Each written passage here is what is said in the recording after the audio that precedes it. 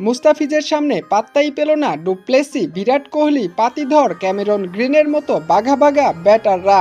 এক মুস্তাফিজেই তছনছ করে দিল আরসিবির পুরো ব্যাটিং লাইন আপ।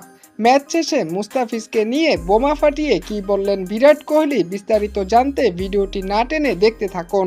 দর্শক, আইপিএল 2024-এর প্রথম ম্যাচে আরসিবির মুখোমুখি হয় মুস্তাফিজের চেন্নাই। টস হেরে বল করতে নেমেই শুরুটা মোটেও ভালো করতে পারেনি ওপেনিং বোলিং জুটি দেশপান্ডে ও দীপক চাহার। দুজনের খরচে বোলিংয়ে পাওয়ার প্লের 4 ওভার শেষে 37 রান তুলে ডুপ্লেসি ও বিরাট কোহলি।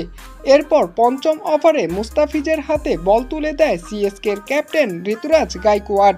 বোলিংয়ে এসেই প্রথম বলে ডট, দ্বিতীয় বলে 4 ও তৃতীয় বলে ডুপ্লেসির উইকেট তুলে নেয় ফিজ। এরপর ব্যাটিংয়ে আসে রাজাত পাতিধরও বেশিক্ষণ টিকতে পারেনি মুস্তাফিজের সামনে। প্রথম বলে ডট এবং দ্বিতীয় বলেই আউট